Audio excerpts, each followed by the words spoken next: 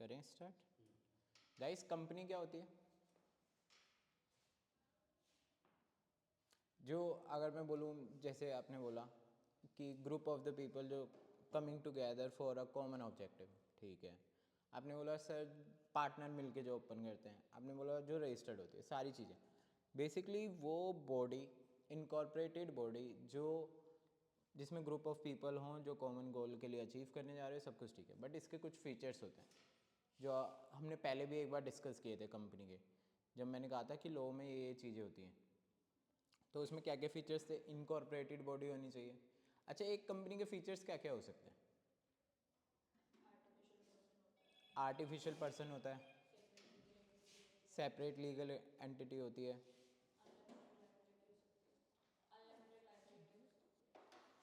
Unlimited liability हो सकती है, ठीक है। किसको कंपनी बोलोगे? फीचर्स क्या क्या होंगे बेसिकली उसके? कॉमन सील होगी, ओके, और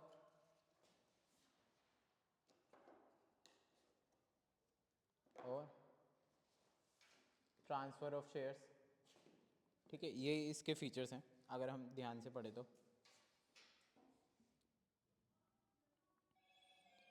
बेसिकली नेचर अगर हम उसमें आए, नेचर क्या क्या होते हैं कंपनी के, कंपनी की इन्होंने एग्जैक्ट डेफिनेशन, मीनिंग बॉडी, ठीक है ठीक है ठीक है ठीक है ठीक है ठीक है ठीक है, ऑर्गेनाइज इनकॉर्पोरेटेड, ठीक है। नेचर पे आते हैं। बेसिकली कंपनी क्या है? Company is a incorporated separate legal identity, common seal, आपका परपेचुअल सक्सेशन, ये सारी चीज़ें होती हैं। ये इससे डेफिनेशन होती है। पहले क्या लिखा हुआ है? Artificial legal person, means human नहीं है कंपनी, ठीक है। एक आर्टिफिशियल पर्सन है जिसके अपने कुछ राइट्स हैं, अपने रूल्स एंड रेगुलेशन है, चीज़ें हैं। वो किसी को सू भी कर सकती है और किसी के द्वारा सू भी हो सकती है, किसी भी कॉन्ट्रैक्ट में आ सकती है। ऑल्दो वो आर्टिफिशियल पर्सन है बट वो किसी भी कॉन्ट्रैक्ट में आ सकती है, कोई इशू नहीं है। नेक्स्ट आता है नेशनैलिटी एंड रेजिडेंस। ये तो है ही कि जिस कंपनी जहाँ पे आपने इस्टेब्लिश करी है, चीज़ें करी है, वहाँ की आपकी नेशनैलिटी होगी। इंडियन कंपनीज़ की अलग होती है, यूएसए की अपनी अलग होती है। नेक्स्ट नेक्स्ट कौन सी है? नेक्स्ट पढ़ो। Limited liability. अच्छा, कंपनी में और पार्टनरशिप में क्या डिफरेंस होता है? कंपनी में लाइबिलिटी उतनी होती है जितनी की अनपेड शेयर्स की वैल्यू रह जाती है, और पार्टनरशिप में लाइबिलिटी अनलिमिटेड हो जाती है। पार्टनरशिप पार्टनरशिप में में लाइबिलिटी अनलिमिटेड हो जाएगी, उसमें लिमिटेड रहती है जितनी आपने कैपिटल लगाई है और आपकी unpaid share capital. Next perpetual succession. Perpetual succession means commerce, जल्दी बताओ, जल्दी बताओ, ये तो पढ़ा है। परपेचुअल सक्सेशन क्या होता है? अरे परपेचुअल सक्सेशन क्या होता है Madhavi? Company as it is चलेगी, भले ही कोई पार्टनर आए या जाए कोई फर्क नहीं पड़ेगा, और अगर डेथ भी हो गई तो भी कोई फर्क नहीं पड़ेगा, company will go on. Firm never die, ठीक है। फर्म या कंपनी नेवर डाई, वो चलती रहेगी, चाहे पार्टनर आ रहा है जा रहा है, चाहे पार्टनर की डेथ हो जाए, कुछ भी हो जाए, पर कंपनी चलती रहेगी। That's mean perpetual succession. Next आता है सेपरेट प्रॉपर्टी या सेपरेट लीगल एंटिटी। क्या होती है सेपरेट लीगल एंटिटी? ये तो बता दो, सेपरेट लीगल एंटिटी क्या होती है? नहीं, सेपरेट लीगल एंटिटी क्या होती है? पीछे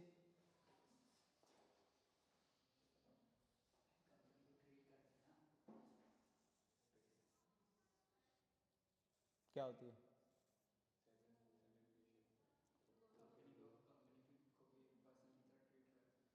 वो आर्टिफिशियल पर्सन होते हैं। बताओ।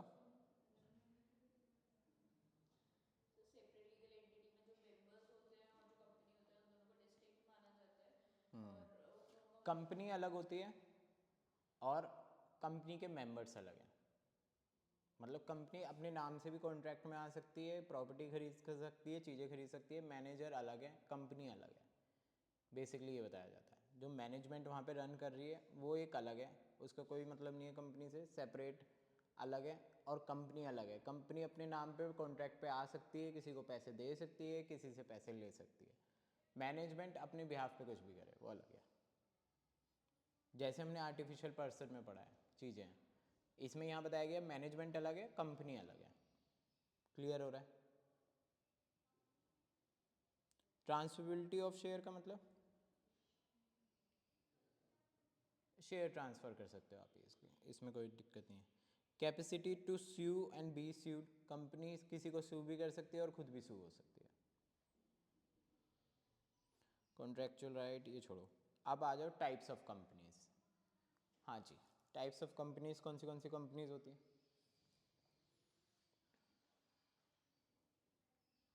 भाई कंपनीज तो पता है कौन सी होती हैं, जल्दी बताओ। क्या हो गया तुमको? ये तो बेसिक है, ये तो वैसे भी लिख देते हैं। टाइप्स ऑफ कंपनीज, अच्छा बेसिक बता दो, जो दो बेसिक कंपनीज होती हैं।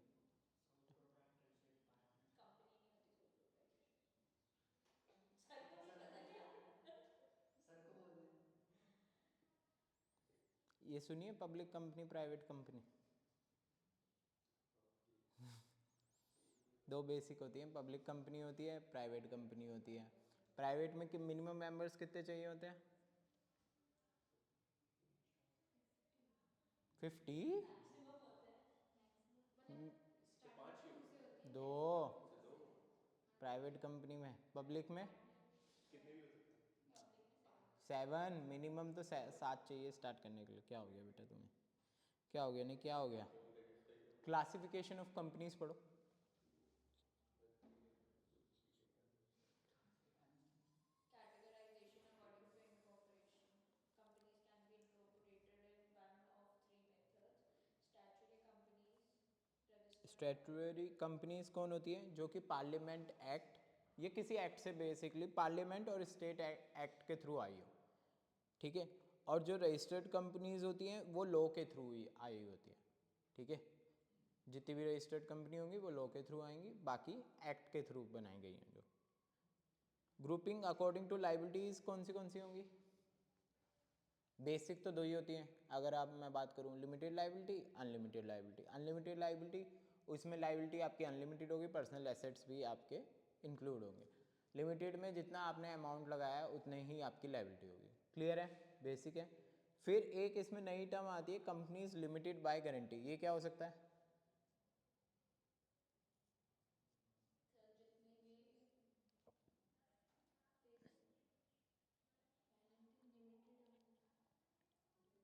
कंपनी लिमिटेड बाय गारंटी क्या होगी? अनलिमिटेड लाइबिलिटी पता लग गई कि आपके पर्सनल एसेट्स भी, लाइबिलिटी लिमिटेड लाइबिलिटी पता लग गई कि जितने आपने इन्वेस्ट किया होगा उतना आपको पे आउट करना है, जितनी भी आपकी कैपिटल है। तो कंपनी लिमिटेड बाय गारंटी क्या हुआ? सर लिमिटेड बाय गारंटी में ये हो जाएगा कि जितनी गारंटी वो दे रहा है कि मैं इतना पे कर दूंगा, नाइस। तो वो बेसिकली जितना उसने प्रॉमिस किया है कि मैं इतना अमाउंट पे आउट कर दूंगा जब भी वाइंड अप होती है या कुछ भी चीज़ें होती हैं, तो that's mean company limited by guarantee. मैंने प्रॉमिस किया है कि मैं इस कंपनी में एंटर कर रहा हूँ और मैं इतने इतने पैसे पे करने को रेडी हूँ जब भी ज़रूरत पड़ी, ठीक है। क्लियर है? नेक्स्ट आती है अदर फॉर्म्स ऑफ कंपनी में एनजीओ, आपको पता है। अच्छा गवर्नमेंट कंपनीज कौन सी होती हैं? ये तो बेसिक, चलो बेसिक बेसिक चीज़ें पूछते हैं तुमसे। गाइस गवर्नमेंट कंपनी कौन सी होती है? What is government company? PSU. Sir जिसमें 51% of the shares, minimum 51% of the shares government के पास हो, ईदर सेंट्रल गवर्नमेंट और स्टेट गवर्नमेंट और बोथ। नाइस। फॉरेन कंपनी कौन सी होती है? कौन सी? फॉरेन, बाहर की जो होती है कंपनी। हाँ जो बेसिकली बाहर की कंपनी हमारी डोमेस्टिक कंट्री में आके अपना प्रोडक्शन या फिर काम स्टार्ट करती है। अच्छा, होल्डिंग और सब्सिडरी कंपनी कौन सी होती है? सब्सिडरी कंपनी का क्या मतलब होता है? हाँ हाँ बोलो बोलो। तो किसी बड़ी कंपनी है इन्होंने खुद ही हाँ तो कैसे बोलेंगे मतलब basically part of a big company या फिर पेरेंट कंपनी। तो होल्डिंग कंपनी क्या होती है?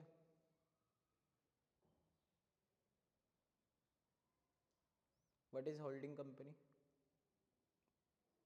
अगर सब्सिडरी उसका पार्ट है तो होल्डिंग कंपनी क्या होगी? Guys parent company is a holding company ना, जिसका 51% शेयर सब्सिडरी में होगा वो कौन होगा सब्सिडरी के लिए? Parent company. और पेरेंट कंपनी दूसरी क्या मतलब होता है? होल्डिंग कंपनी, क्योंकि उसका 51% शेयर है। जॉइंट वेंचर और ये इतना पढ़ने की जरूरत नहीं।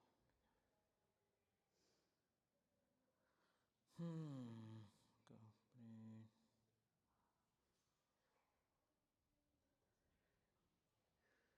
चलो ये पढ़ लेते हैं, पैसा बहुत कम आता है। ये पढ़ो, डॉक्ट्रिन ऑफ लिफ्टिंग और पियर्सिंग द कॉर्पोरेट विली। मिला? नीचे है।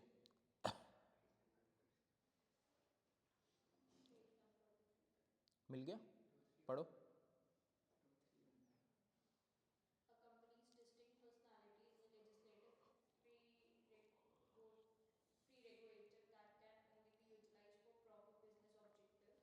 In case if the legal company is used fraudulently or dishonestly, the involved person will not be permitted to hide behind the corporate identity. The concept or doctrine known as lifting off or piercing the corporate veil will be applied by the court in order to penetrate the corporation. The members or those in control of the company will be held accountable for the debts and liabilities of the business, and the court will function as though there was no corporate body apart from its members. When an entity uses its corporate identity as a shield to hide its wrongdoings in defense action, such as for tax evasion, the corporate veil is lifted. ठीक है, basically corporate Willie क्या है? हमने पढ़ा है कि separate legal entity होती है एक कंपनी। ठीक है, अब आपने कुछ फ्रॉड कर रहे हो, आपने अपनी एक कंपनी खोली, उसमें आप फ्रॉड कर रहे हो, इलीगल एक्शन कर रहे हो, सब कुछ कर रहे हो, और शील्ड के तौर पे क्या यूज़ कर रहे हो कि भैया जो कंपनी है वो अलग एक्शन करती है, मैं अलग एक्शन करता हूँ, तो इसका मतलब ये नहीं है मैं भी लीगल काम करूँगा, इन शॉर्ट। तो कोर्ट ने ये कहा है कि इसका मतलब ये नहीं है कि आपकी सेपरेट लीगल एंटिटी हो गई कंपनी की तो वो कुछ भी करती रहे और आप कुछ भी करते रहो, अलग हो जाएगा, नहीं, ये चीज़ नहीं हो सकती। और आप उसके पीछे छुप कर कि कंपनी तो है, रजिस्टर्ड है, चलो हम इसमें इलीगल काम भी कर देते हैं, हम इसमें ये भी काम कर सकते हैं, वो चीज़ नहीं होगी। अगर आप उस केस में पाए जाते हो कि आप फ्रॉड कर रहे हो कंपनी के पीछे, कंपनी का नाम यूज़ करके उसके पीछे फ्रॉड कर रहे हो, तो हम ये कॉर्पोरेट विली हटा देंगे और आप उस केस में लायबल होगे। इन सिंपल टर्म्स समझ में आ रहा है? बहुत सिंपल है। आप कंपनी सेपरेट लीगल एंटिटी को एज ए एक्सक्यूज़ यूज़ नहीं कर सकते कुछ भी गलत काम करने के लिए। क्या हम क्लियर है? अब इसमें लिखा है कौन से रीजंस हो सकते हैं या कब कब हम कर सकते हैं। जैसे instance when veil is lifted. Veil is मतलब ये जो कॉर्पोरेट सेपरेट लीगल एंटिटी वाली आपको पोजीशन दी गई है वो कब कब हटाई जा सकती है? जब आप कोई फ्रॉड कर रहे हो, नॉन फिजिकल इंस्ट्रूमेंट कर रहे हो, कोई फिजिकल प्रेजेंस ही नहीं है आपकी कंपनी की, बट आपने दिखा रखा है हम यहाँ पर हैं, बिल्डिंग यहाँ पर है, चीज़ें यहाँ पर है। ठीक है, टाइज टू होस्टाइल कंट्री, जो आपकी दुश्मन है कंट्री, एनिमी है, आप उनके साथ कॉन्ट्रैक्ट में हो, चीज़ें। कंसाइलमेंट ऑफ अनलॉफुल एक्टिविटी, मतलब आप कोई अनलॉफुल एक्टिविटी कर रहे हो अपने कंपनी के नाम पे, समझ रहे हो? मैंने कहा कि ये कॉर्पोरेट एंटिटी है मेरी, rule number 8 is my company, ठीक है, और मैं पीछे कुछ भी काम कर रहा हूँ, टैक्स छुपा रहा हूँ अपने, इलीगल काम कर रहा हूँ, रजिस्टर्ड करवा दिया है किसी और ऑब्जेक्टिव से, पर मैं काम कुछ और कर रहा हूँ, ठीक है। हर जगह रूम नंबर 8 का जा रहा है कि ये इस बिज़नेस में, ये इस बिज़नेस में, इस बिज़नेस में सारी चीज़ें जा रही है, पर पीछे इलीगल काम चल रहा है, तो आप छुपा नहीं सकते हो। इस केस में आप ये पाए गए और आप ये कह दो मैं तो रजिस्टर्ड हूँ सर, मैंने तो कंपनी रूम नंबर 8 में करवा रखी है, सब कुछ रजिस्टर करवा रखा है, वो कह रहा है ऐसे नहीं होगा। जो आपके आप इलीगल काम नहीं कर सकते अपने कंपनी के नाम पे, सिंपल वो ये कहना चाह रहा है। रजिस्टर्ड का मतलब ये नहीं होता आप कुछ भी करो। कंपनी खोलने का ये मतलब नहीं है आप टैक्स इवेजन करोगे, अनलॉफुल एक्टिविटी करोगे, फ्रॉड करोगे किसी के साथ, इसका ये मतलब नहीं होता। तो उस केस में हमने क्या पढ़ा है, सेपरेट लीगल एंटिटी है, लिमिटेड होती है कंपनी की लाइबिलिटी, तो उस केस में तो कंपनी तक ही सीमित रहेगा ना जो भी लॉस होगा। लोग क्या करते हैं, हमें पता है कि यार इतनी लाइबिलिटी है, हम पे इतना ही लोन आ सकता है या डेट आ सकता है, बट उस केस में कोर्ट कहता है ऐसा कुछ नहीं है। अगर आप पाए गए कि आप फ्रॉड कर रहे हो तो आप पर्सनली भी लाइबल हो सकते हो, कोर्ट का कहना ये है। अगर प्रूफ हो जाता है कि आप फ्रॉड कर रहे थे तो उस केस में जो प्रमोटर हुआ या फिर जो भी डायरेक्टर हुआ वो भी पर्सनली लाइबल हो जाएगा। क्लियर हो रहा है? ठीक है। अदरवाइज खाली कंपनी होती लाइबल और लिमिटेड रहती लाइबिलिटी, इसमें अनलिमिटेड हो जाएगी लाइबिलिटी। ये चीज़ ध्यान रखना। क्या हम क्लियर है?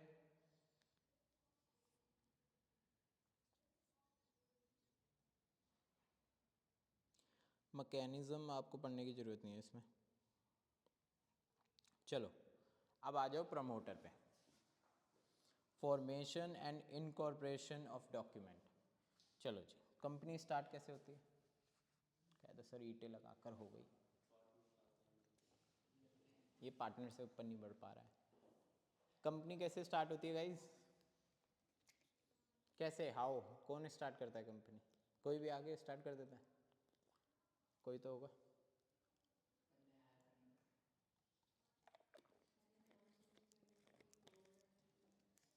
क्या क्या क्या? नेम तो बात की बात होती है। हम क्या पढ़ रहे हैं? Formation and incorporation of document, मतलब पहले कंपनी फॉर्म होगी, फिर उसको रजिस्टर करवाया जाएगा।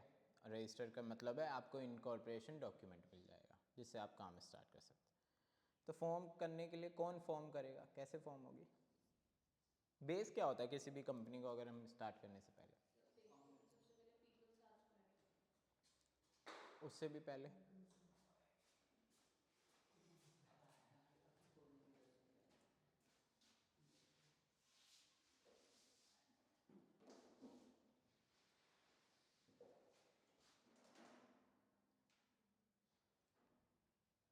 कंपनी स्टार्ट करने के लिए सबसे बेसिक चीज़ क्या चाहिए? हाँ, नाइस नाइस, हाँ सही है, सही है। सब चीज़ से पहले सबसे पहले आइडिया होना चाहिए। थोड़ा तो कैपिटल होना चाहिए। मैं कह रहा हूँ छोड़ो, पहले आइडिया आएगा तभी तो कैपिटल का सोचोगे ना कि कितनी कैपिटल लगेगी। आपने सोच लिया मेरे को अपनी फूड चेन खोलनी है, तो पहले आइडिया क्या है? फूड चेन का ना। फिर कैपिटल आएगी ना कि मेरे को कितनी कैपिटल चाहिए। तो सबसे पहले आइडिया आना चाहिए, ठीक है। आइडिया में है क्या क्या चीज़ें, क्या क्या चीज़ें आपको रिक्वायरमेंट है, सारी चीज़ें। वो आइडिया कौन लाता है? Promoter, founder, promoter. बेसिकली सबसे पहले प्रमोटर लाता है। उस आइडिया को आप क्या करते हो? आप अपने लोगों, बाकी लोगों के साथ शेयर करते हो ताकि आपको इन्वेस्टमेंट मिल जाए, बाकी चीज़ें आप प्रमोट कर सको, अपने आइडिया को प्रमोट कर सको। यही होता है, यही होता है ना। पहले कैपिटल तो दूर की बात है, सबसे पहले एक प्रमोटर आएगा जो अपने आइडिया को प्रमोट करेगा। I want to do this, I want to do this. हम ऐसे ऐसे कैपिटल रेज कर सकते हैं चीज़ें। आप क्या कर रहे हो? जो पिचिंग होती है वो क्या होता है? प्रमोट करना ही होता है, यही होता है। तो प्रमोटर यही होता है। अगर आप ध्यान से पढ़ोगे, the term promoter refer to individual person, sorry, individual performing this activity. कौन सी activity? Ideaization and development phase of starting a business venture. जो आइडिया ला रहा है और डेवलप कर रहा है बिजनेस को, फर्स्ट पर्सन। और वो फर्स्ट पर्सन कौन होता है? प्रमोटर होता है आपका, क्योंकि प्रमोटर ही आइडिया लाता है, वो ही फॉर्म करता है और वो ही प्रमोट कर रहा होता है अपने आइडिया को। क्लियर हो रहा है? अब प्रमोटर की डेफिनेशन दी गई है, पढ़ो। एक मिनट आप पढ़ो। क्यों ग्रुप पे नहीं है? आपके पास है पीछे पीडीएफ, पढ़ो।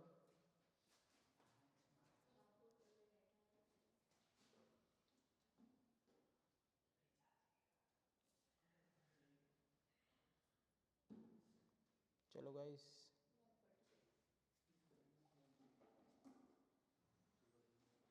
मिल गया? Yes, sir. चलो आप पढ़ो शुभ। According to section 216, bracket 69 of the Companies Act 2013, a promoter is defined as a following. A part, a person who is identified as such in a prospectus or who the company name in the annual return mentioned in section 92. Basically इसके according कौन person होता है जिसका prospectus में name होता है, हाँ, ठीक है, जिसका एनुअल रिटर्न में नेम होगा। नेक्स्ट,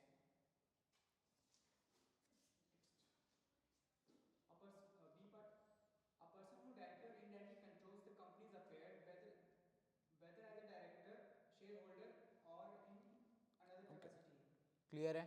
हाँ, कोई भी हो सकता है प्रमोटर, हम्म, ठीक है, डायरेक्टर भी हो सकता है, वो एक शेयर होल्डर भी हो सकता है पहले का शेयर होल्डर हो, चीज़ें। Next, a person whose directions, advice, or instruction the company's board of director is customarily acting. ठीक है, जिसकी डायरेक्शन पे, एडवाइस पे, इंस्ट्रक्शन पे कंपनीज के जो बोर्ड ऑफ डायरेक्टर हैं वो एक्ट कर रहे होते हैं। भाई सबसे मेरा आइडिया है ना, अब मेरे अकॉर्डिंग चलोगे ना, मेरे अकॉर्डिंग चीज़ें होंगी। क्या मैं कितनी कैपिटल चाहता हूँ, कितने मैं आईपीओ लाना चाहता हूँ, नहीं लाना चाहता, कैसे मैं कंपनी अपनी डेवलप करना चाहता हूँ, कितने टाइम में डेवलप करना चाहता हूँ, क्या क्या मेरे को एक्सपर्टीज़ चाहिए, कहाँ कहाँ चाहिए, ये तो सब मैं डिसाइड करूँगा। क्लियर है? प्रमोटर क्लियर हुआ कि प्रमोटर है, तो आप ये सोच लो प्रमोटर के पास पावर कितनी है, पूरा बिजनेस उसके अंदर है। सारी पावर उसी के पास है। चलो फंक्शंस पे आ जाओ, फंक्शंस ऑफ प्रमोटर मिल गया Yes, sir. इधर 146 147 जहाँ सी पढ़ रहा ना उसके नीचे वाला पॉइंट है 146.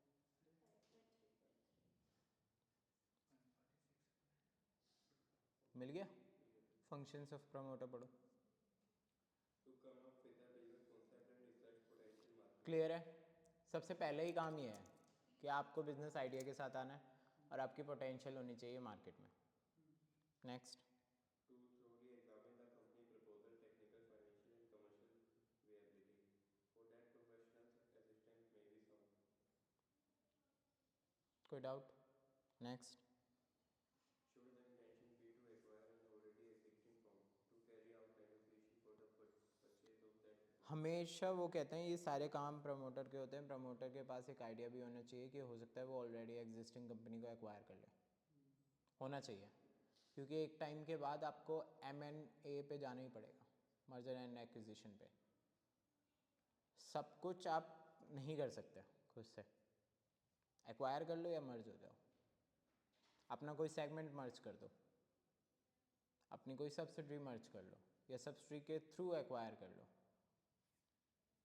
आप जितने भी बिजनेस मॉडल देखोगे वो एक टाइम के बाद आके एक्सपेंड हुए हैं, अगर वो एक्सपेंड नहीं होंगे तो ख़त्म हो जाएंगे। इन सिंपल टर्म्स रिलायंस देख लो आप, रिलायंस को हर एक सेक्टर में जाना पड़ा। रिफाइनरी थी पहले, ठीक है, फिर उसमें आया, टेलीकॉम में आया, फिर क्या, फिर क्लॉथिंग में आया, आपका ज्वेलरी में आया। आना पड़ेगा तभी काम चलेगा। रिलायंस बस एक चीज़ में नहीं है, किस में, काफ़ियों में नहीं है अभी तो, ऑटोमोबाइल सेक्टर में नहीं है अभी तक। रिलायंस जबकि इतना बड़ा ग्रुप है बट उसका कोई भी अभी तक कभी उसने इसमें सेक्टर में जंप नहीं करी है। जबकि रिलायंस की अगर कोई आता है सेगमेंट तो कितनी बढ़िया है, अलग ही वेरिएंट है पूरा का पूरा। जबकि अगर हम टाटा देखें, टाटा हर एक चीज़ में है, हर एक चीज़ में, you name it. Tata consumers हैं, उसके प्रोडक्ट्स हैं अपने FMCG में भी है, और टाटा की मोटर्स भी है, टाटा की एयरलाइंस भी है अपनी, टाटा के ट्रक्स भी हैं, टाटा की कार भी है।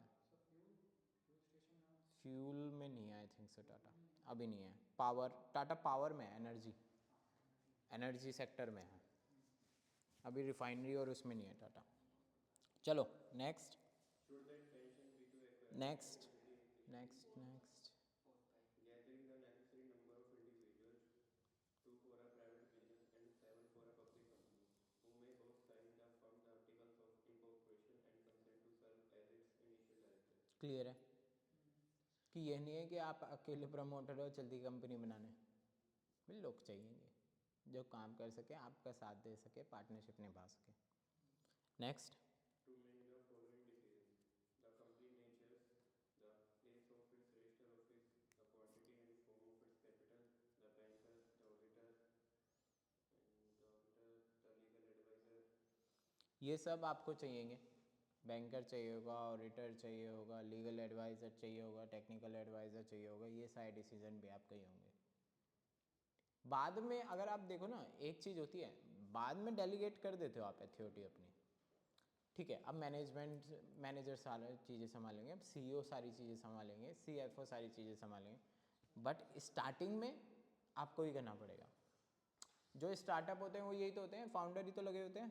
अब जैसे जोमेटो चल रहा है, जोमेटो का फाउंडर लगा हुआ है, एक टाइम के बाद हो सकता है उसके नीचे वो सीईओ रखे, सीईओ अभी भी रखे होंगे, सीईओ रखे और काम खत्म, मैं नहीं कर संभालूंगा, आप जो भी डीलिंग होगी, जो भी मार्केटिंग स्ट्रेटजीज होंगी वो आप देखेंगे। अब हो सकता है, क्लियर है? To get the memorandum of association and articles of association drafted and printed. Clear है। एमओए और एओए आपका होना चाहिए। To enter into a preliminary contracts with vendors, underwriters, etc. आपको स्टार्टिंग में एंटर करना पड़ेगा कॉन्ट्रैक्ट में, जिससे आपको क्या चाहते हो, किनके साथ रॉ मटेरियल लेना चाहते हो, अच्छा अच्छा ये रेडी हैं। जैसे अगर आप पिच करोगे मुझे कि सर हम फूड चेन का प्लान कर रहे हैं ऐसे ऐसे खोलने का, मैं ये पूछूंगा मतलब कहाँ से रॉ मटेरियल लाओगे जिससे आपको कंटिन्यूस सप्लाई होती रहे, कैसे करोगे, कहाँ से अपना ट्रक वैन खोलना है आपको, वैन सिस्टम में लाना चाहते हो, कैसे रेस्टोरेंट खोलना चाहते हो, कैसे, अगर रेस्टोरेंट खोलना चाहते हो तो कौन आपको लैंड दे रहा है, कितने पैसे में आपको चीज़ें मिल रही है, क्या मिल रही है, अगर आप वैन ला रहे हो क्या आप खुद की खरीद रहे हो या लोन पे ले रहे हो, क्या चलेगा? क्या हम क्लियर है? समझ में आ रहा है? To arrange for the preparation for prospectus, its filing, advertisements and ये तो होता ही है, प्रोस्पेक्टस आपको बनाना पड़ेगा, पूरी कंपनी की डिटेल जब भी आपको देने पड़ती है आईपीओ के लिए आप जाओगे, कंपनी कर क्या रही है, कहाँ पे कर रही है, क्या उसके ऑब्जेक्टिव है, क्या उसका गोल है, सारी चीज़ें। Next to verify engineering expertise. Next To arrange funds required by the clear हो रहा है? Yes, sir. कितने हो गए? 10 हैं, 10 में से कम 6 to 7 आपको पता होने चाहिए अगर प्रोमोटर का आता है तो। मेन नहीं लिखने हैं वैसे, कोई से भी लिखे हो कोई फ़र्क नहीं पड़ रहा, मेन पता होना चाहिए। लीगल पोजीशन इसमें इतने ज़्यादा नहीं दे रखे। अच्छा मेरे को ड्यूटीज़ बता दो, एक प्रमोटर की ड्यूटीज़ क्या होगी? सप्लाई चेन देखना, क्या देखना? मतलब सप्लाई चेन अरेंज करना कि कैसे reduce कर सकते हैं। ठीक है, अगर प्रॉफिट हो रहा तो सब पार्टी को खुद जाना। नाइस। और एथिकली वर्क करें। वो तो लिख रहा है ना, दिख रहा Fund raise अच्छा। करना, ठीक है, एक एक करके बढ़ते हैं। Not to make a secret profit, कोई डील ऐसी ना कर ले कि खुद का अलग से प्रॉफिट हो रहा है, कंपनी लॉस में जा रही है, ठीक है, तभी ठीक है। Next, disclosure of material fact, जितने भी आपके मटेरियल फैक्ट मींस हर एक डिटेल आपके वो होनी चाहिए उसके पास, कि उसके क्या आइडियाज़ हैं, कहाँ से कैपिटल रेज कर रहा है, कहाँ पे कैप बनाना चाहता है मैन्युफैक्चरिंग प्लांट, किन के साथ काम करने का प्लान है, कौन कौन पार्टनर है, क्या वो चीज़ें, अब उसकी खुद की आइडेंटिफिकेशन क्या है, कहाँ पे उसने काम किया है, सारी चीज़ें डिस्क्लोज होनी चाहिए, कुछ छुपा नहीं सकते आप, ठीक है।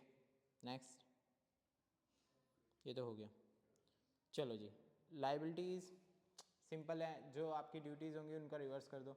अगर आपने सीक्रेट प्रॉफिट उठाया तो आप दिक्कत में आओगे, आपकी लाइबिलिटी बढ़ जाएगी। आपने कुछ डिस्क्लोज नहीं करा तो आपकी लाइबिलिटी बढ़ जाएगी पूरी। Non disclosure of secret profit, non adaptation of primary contract, fraud आपने करने की कोशिश करी है, ओमिशन है आपका, मिस रिप्रेजेंटेशन है, कुछ भी है, आपने प्रोस्पेक्टस में कुछ गलती करी, फ्रॉड करने की कोशिश करी या मिस रिप्रेजेंटेशन करने की कोशिश करी, तो आप लायबल हो। कंपनी आई नहीं है ना अभी, एक चीज़ समझना, अभी कंपनी आई नहीं है। आप प्रोस्पेक्टस में ये शो कर रहे हो मैं ये काम करता हूँ, करते कुछ और काम हो, आपकी आइडेंटिफिकेशन गलत है, आपका रेजिडेंस एड्रेस, आपने सारी चीज़ें गलत दे रखी हैं, उस केस में आप फ्रॉड पाए जाओगे और आप लायबल हो गए। क्या हम क्लियर हैं? कोई डाउट? समझ में आया कंपनी कौन होती है? ठीक है, कंपनी क्या क्या मैनेजमेंट करती है, प्रमोटर्स प्रमोटर कौन होते हैं, उसकी ड्यूटीज़ क्या होती है, उसके फंक्शंस क्या होते हैं, इसमें कोई डाउट है? टाइप्स ऑफ कंपनी में कोई डाउट है? यही पढ़ा है, बेसिक्स है, अभी हम सारे बेसिक्स पढ़ रहे हैं। अच्छा, लॉ में अगर आप अपने बेसिक याद रखोगे तो आराम से आपको जल्दी याद हो जाएगा। चलो जी, अब आ जाओ, ये पढ़ो इसके बाद प्री इनकॉर्पोरेशन कॉन्ट्रैक्ट पढ़ो थोड़ा सा। अच्छा, इनकॉर्पोरेशन करने का मतलब क्या होता है?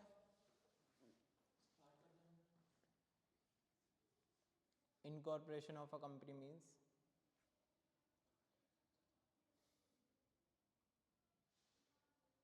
एग्जिस्टेंस कराना।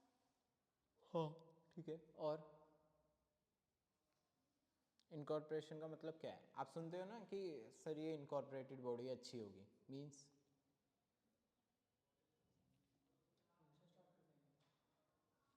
मैं क्या बोल रहा हूँ, क्या मतलब होता है इनकॉर्पोरेशन का? अच्छा, अगर कोई कंपनी ये कह रही है मैं इनकॉर्पोरेटेड हूँ, मैं इनकॉर्पोरेटेड हूँ, इसका क्या मतलब है? हाँ बोलो बोलो लाउड। रजिस्टर्ड हो गई गवर्नमेंट से। वो कंपनी रजिस्टर्ड है, इसका मतलब वो लीगल है। इन शॉर्ट टर्म अगर कोई कंपनी बोल रही है मैं इनकॉर्पोरेटेड हूँ, इसका मतलब वो रजिस्टर्ड हो चुकी है, वो लीगल चीज़ें कर रही है, इन सिंपल टर्म्स। क्या हम क्लियर है? ठीक है, अब आता है प्री इनकॉर्पोरेशन से पहले क्या क्या काम करने पड़ते हैं, पढ़ो पीछे से पढ़ो, पीछे pre incorporation contracts. Contracts with third parties that the promoter enters into on the company's behalf prior to its incorporation are known as preliminary contracts. It is customary for the promoters to sign these assets purchase agreements on behalf of the soon to be formed firm, but before to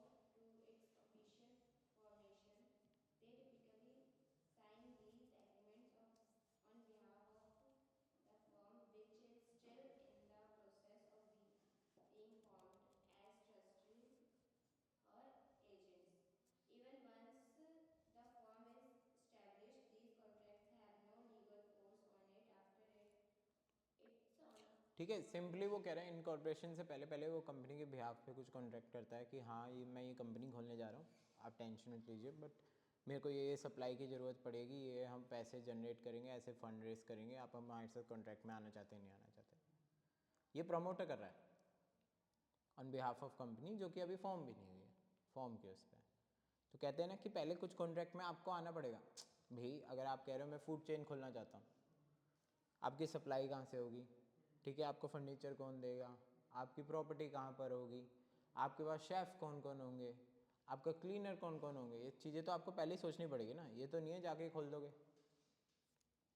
यही होगा। और company आप खोलना चाह रहे हो तो मान लो आपके प्रॉपर एक कंपनी अगर मैं मान लूँ, तो आपके यहाँ पे सिस्टम कैसे होंगे, कहाँ आप चीज़ें लोगे, कैसे खोल रहे हो, क्या क्या चीज़ें हो रही हैं, ये चीज़ें सोचनी पड़ती है।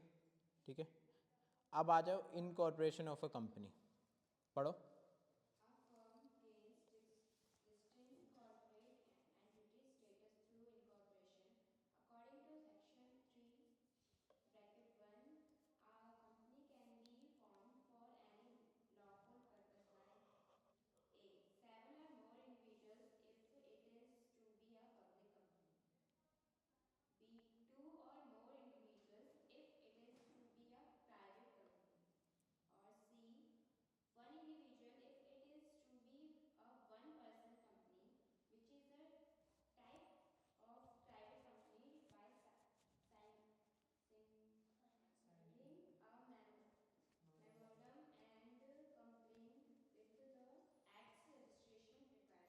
ठीक है, उन्होंने सिंपली ये क्या है, इनकॉर्पोरेशन होना चाहते हो तो आप प्राइवेट कंपनी के लिए 2 बंदे होने चाहिए, पब्लिक कंपनी के लिए 7 बंदे होने चाहिए, और 1 पर्सन कंपनी भी हो सकती है।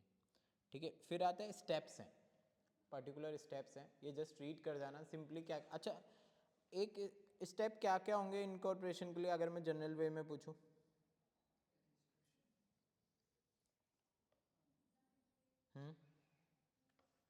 आपको मेरे पास इनकॉर्पोरेट करवाने आना है अपनी कंपनी को, क्या क्या स्टेप होंगे?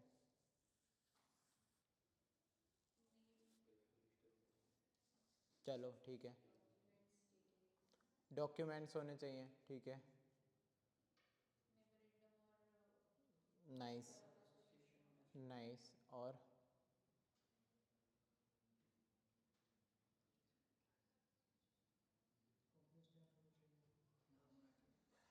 ब्लूप्रिंट होना चाहिए, क्या क्या? एक ऊपर जो पढ़ा है हमने कि 2 मेंबर होने चाहिए, प्राइवेट के लिए आ रहे हो, पब्लिक के लिए आ रहे हो तो 7 मेंबर्स होने चाहिए। ठीक है, बेसिकली आपके सारे जो एग्रीमेंट जो पीछे कॉन्ट्रैक्ट हुए हैं प्रमोटर के, वो आप हमें पता होने चाहिए। आपके जो डॉक्यूमेंट सारे पूरे होने चाहिए, आपके पास MOA होना चाहिए, आपके पास AOA होना चाहिए। With in the given time में आपको रजिस्ट्री करवानी है। ठीक है, आपने एप्लीकेशन डाली, मैं रजिस्ट्री करवाना चाहता हूँ, जो जो डॉक्यूमेंट सामने वाले ने मांगे विद इन द टाइम्स आपको वो सबमिट करने पड़ेंगे। रजिस्ट्रार ऑफ कंपनी के पास रजिस्टर्ड होगी आपकी कंपनी सिंपल टर्म्स में, तो उसने बोला है कि मेरे को ये डॉक्यूमेंट चाहिए विद इन द 25 डेज, तो आपको वो सबमिट करना पड़ेगा, अदरवाइज दोबारा से एप्लीकेशन डालनी पड़ेगी। सिंपल प्रोसेस है, क्लियर हो रहा है, रीड हो जाएगा। नेक्स्ट, अच्छा एक चीज़ बताओ, जो मैं ये कहता हूँ रीड हो जाएगा, ये तुम करते हो? पेपर से पहले याद नहीं, अभी तक करते चलो, अब इनकॉर्पोरेशन में बेसिकली कुछ क्लोज होते हैं, मेमोरेंडम के हैं ये क्लोज। देखो, अब आता है मेमोरेंडम ऑफ एसोसिएशन, और एक होता है article of association. Article of association में जितने भी इंटरनल चीज़ें होंगी ना, जो भी मैनेजमेंट रूल्स रेगुलेशन पॉलिसीज़ वो बना रहा है विद इन द कंपनी, वो चीज़ें होती हैं। मेमोरेंडम ऑफ एसोसिएशन में मेन चीज़ें होंगी आपकी फंडामेंटल, जो मैं बोलूँ, जैसे कि for example name of the company, liability of the company, object of the company. ठीक है, क्या नेम में क्या है, क्या नाम है आपका बेसिकली, क्या वो नाम अवेलेबल है, ये भी चीज़ें होती है ना। रजिस्टर ऑफ कंपनी के पास गए कि सर हम ABC लिमिटेड खोलना चाहते हैं, भाई ये तो ऑलरेडी रजिस्टर्ड है। आपका नाम आपको पता होना चाहिए। आप प्राइवेट कंपनी के लिए जा रहे हो तो प्राइवेट लिमिटेड लगेगा, गवर्नमेंट अगर उसके लिए जा रहे हो, पब्लिक के लिए तो आपका क्या लगता है, लिमिटेड लगता है। क्लियर है, आप कौन सी कंपनी के लिए जा रहे हो, किस नाम के लिए जा रहे हो, आपको वो पता होना चाहिए। क्या वो नाम यूनिक है, ओके जी यूनिक है। क्या वो इजी टू प्रोनाउंस है, इजी टू प्रोनाउंस है। क्या वो रजिस्टर्ड हो सकता है, नाम रजिस्टर्ड हो सकता है, काम खत्म, नेम क्लोज आ गया। तो मेमोरेंडम ऑफ एसोसिएशन में आपकी सारी मेन चीज़ें हैं जो आपकी कंपनी को डिफाइन कर रही है। नाम क्या है, लाइबिलिटी क्या है, ऑब्जेक्ट क्या है, शेयर कैपिटल कैसी है आपकी, उसमें सब चीज़ें आपका मेमोरेंडम। किसी भी कंपनी को आपको जानना होना तो उसका MOA पढ़ लो। ठीक है, नेक्स्ट क्लोज आता है ऑब्जेक्टिव, ऑब्जेक्ट क्लोज मिल जाएगा आपको साइट पे, ओके, डॉक्यूमेंट्स में मिल जाता है। बाकी आपका उसमें भी पढ़ोगे, उसमें भी मिल जाएगा, जो पूरी एनुअल रिपोर्ट आती है चीज़ें। ठीक है, ऑब्जेक्ट क्लोज में क्या क्या होगा, कंपनी का मेन ऑब्जेक्टिव क्या है, कंपनी आई किस पर्पज से है। देखो, एक होगा, नहीं नहीं नहीं, ऑब्जेक्टिव वो ऑब्जेक्टिव नहीं है, इसमें ऑब्जेक्टिव है आप काम क्या कर रहे हो, व्हाट इज़ योर वर्किंग, आप पैसा किस चीज़ से अर्न कर रहे हो, आपका काम है क्या। ठीक है, फॉर एग्जांपल आपका काम है कार बनाना, you are manufacturer of cars, that's your objective, ये आपका ऑब्जेक्टिव है। 2 टाइप के ऑब्जेक्टिव होंगे, मेन और को रिलेटेड ऑब्जेक्टिव्स, या फिर एंसिलरी ऑब्जेक्टिव्स, वो क्या होंगे, जो उससे रिलेटेड है। ठीक है, फॉर एग्जांपल मैं कार बनाने का काम है, ठीक है, नेक्स्ट ऑब्जेक्टिव क्या है, मेरी दूसरी यूनिट है जो लेदर भी बना रही है या जो स्टील में भी है, तो मेरा मेन है कार बनाना, उसके जो रिलेटेड वर्क हैं वो सारे एंसिलरीज हैं। मेरे पास अपनी दूसरी कंपनी सब्सिडरी भी है जो दूसरा काम करती है, स्टील का काम करती है, कुछ पेंट का काम करती है, चीज़ें करती है, सारे एंसिलरीज हैं। मेन ऑब्जेक्टिव क्या है? कार बनाना। तो आपको इस क्लोज में मेंशन करना पड़ेगा कि कंपनी का काम क्या है, कंपनी करती क्या है। फाइनेंस की कंपनी है, होटल कंपनी है, ऑटोमोबाइल कंपनी है, मिनरल्स की कंपनी है, रिफाइनरी की कंपनी है, सब आपको मेंशन करना पड़ेगा। क्लियर हो रहा है? फिर आते हैं हम लायबिलिटी में। लायबिलिटी क्लोज क्या होता है? वो क्या बताएगा सामने वाले को?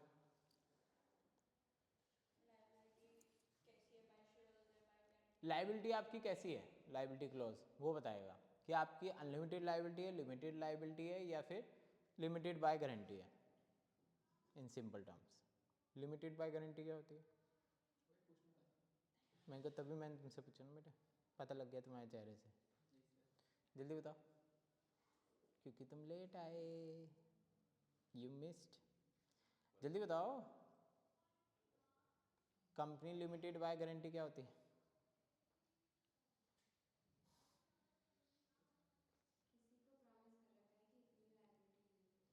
Basically company limited by guarantee होती है जब आप प्रॉमिस करते हो मैं इतना अमाउंट देने के लिए रेडी हूँ, गारंटी दे रहा हूँ, कभी भी वाइंडिंग अप होंगी, चीज़ें होंगी, तो मैं इतनी कैपिटल दे दूंगा। मान लो 5 करोड़ की मैंने गारंटी दे रखी है। 5 करोड़ मैं कह रहा हूँ, मैं 5 करोड़ की गारंटी दे रहा हूँ, कह रहे 2 करोड़ दे दूँगा। मैं 5 करोड़ की देने के लिए तैयार हूँ, मैं गारंटी देता हूँ। ये रही कैपिटल, आप कैपिटल रखो, कभी भी दिक्कत आए आप यूज़ कर सकते हो। इसके बियॉन्ड जाएगी तो मैं नहीं दूंगा। उसमें प्रॉमिस किया है ना, शेयर्स में तो मैंने 1000 शेयर खरीद लिए, तो मेरी लायबिलिटी 1000 तक है बस। इसके 1000 के जितने भी शेयर्स होंगे, जो भी चीज़ें हैं, उससे बियॉन्ड नहीं जाएगी मेरी लायबिलिटी। डिबेंचर की बात ही नहीं हो रही है यहाँ पे। यहाँ प्रॉमिस है कि मैंने इतना अमाउंट आपको दे रखा है, that's my guarantee, guarantee already. Unlimited में क्या होता है? अनलिमिटेड में क्या होता है? घर भी बेच देंगे, कार भी बेच देंगे, कुछ नहीं छोड़ेंगे आपके पास अगर आप लुट गए तो किसी केस में। ठीक है, लिमिटेड में क्या होता है कि जितनी आपने पे आउट किया है, कैपिटल लगाई है, उतना हो जाएगा। गारंटी में जितनी आपने गारंटी दी है आपको उतनी ही बस लायबिलिटी उठानी पड़ेगी, इसके बियॉन्ड नहीं जाओगे। समझ में आ रहा है? सॉर्ट ऑफ वो लिमिटेड बाय शेयर्स आएंगे सारी जगह। यहाँ गारंटी, यहाँ शेयर का कोई मतलब नहीं है, यहाँ अमाउंट का मतलब है। आपने 1 करोड़ की गारंटी दे दी कैपिटल में, तो आपकी जो लायबिलिटी है वो भी 1 करोड़ तक ही है, उसके बियॉन्ड नहीं जाओगे। नेम क्लोज हो गया। हाँ, रजिस्टर्ड ऑफिस क्लोज, कि आपका जो ऑफिस है वो कहाँ पे रजिस्टर्ड है, ये जरूरी है सबसे पहले। हैं क्या हो सकता है? हाँ, कुछ मर्जी करो, पर उसके आपको वो देना पड़ेगा कि स्पेसिफिक रीज़न क्यों चेंज करवाना चाहते हो। रजिस्टर्ड ऑफिस 10-10 बार कौन करवाएगा? आपने मान लो दिल्ली में कंपनी खोली है, रजिस्टर्ड ऑफ कंपनी आपका दिल्ली में, रजिस्टर्ड आप यहाँ हो सकते हो, ब्रांचेस पूरी दुनिया में हो, क्या फ़र्क पड़ेगा? ब्रांचेस तो मैं कहीं पे भी खोल सकता हूँ ना, पर मैं एक्चुअल में रजिस्टर्ड कहाँ पे हूँ? इंडिया में, दिल्ली में। जैसे आप यूएसए की कंपनी खोलोगे एप्पल, या उनके लिए उनका आएगा सीए, कैलिफोर्निया, या और जगह आती है, वो वहाँ पे रजिस्टर जब लोकेशन दे रखी है, डेट्स मीन वो कंपनी यहाँ पे रजिस्टर्ड है। इसका मतलब ये नहीं है कि वो बस वो वहीं पे है, उसकी ब्रांचें ही नहीं है कहीं, ये कहीं नहीं लिखा। ब्रांच है, आप काम मीटिंग वीटिंग ऑल ओवर वर्ल्ड कहीं मर्जी करो, डजेंट मैटर, आप रजिस्टर्ड कहाँ के हो ये ज़रूरी है। क्या हम क्लियर है? कोई डाउट? ऑब्जेक्ट हो गया, लायबिलिटी हो गया, कैपिटल क्लोज। अच्छा, एक आता है कैपिटल क्लोज, बेसिकली आपके शेयर्स कितने हैं। ठीक है, आपकी कैपिटल कैसी है, कितने शेयर्स में आपने डिवाइड कर रखा है, कितनी कैपिटल में डिवाइड कर रखा है। आपके 10 लाख शेयर हैं, 1000 शेयर हैं, 1000 शेयर अमाउंट कितना भी हो सकता है। हो सकता है कि आपकी 10 लाख की कैपिटल आपने खाली 10 शेयर में डिवाइड कर रखा हो सकता है 10 रुपये के हिसाब से डिवाइड कर रखा हो, कुछ भी हो सकता है, कितने भी शेयर्स आप डिवाइड कर सकते हो, चॉइस इज योर्स। ज़्यादा शेयर्स होल्डर को इनवाइट, आपने देखा है कभी बोनस शेयर इशू होते हैं, वैल्यू नहीं घटती है, शेयर बढ़ जाते हैं। आपके पास एक शेयर है, मैं कह रहा हूँ 1:1 में मैं डिवाइड कर रहा हूँ। आपने लगा रखे थे 50 रुपये मेरे उसमें, सॉरी 100 रुपये लगा रखे थे, ठीक है। मैंने कहा कि मैं आपको एक शेयर और दे रहा हूँ, ठीक है। आपके पास एक ही शेयर था 100 रुपये का, अब आपके पास कितने शेयर हो जाएंगे? 2 शेयर। आपकी टोटल कैपिटल कितनी थी पहले? 100, अब कितनी हो जाएगी? 100।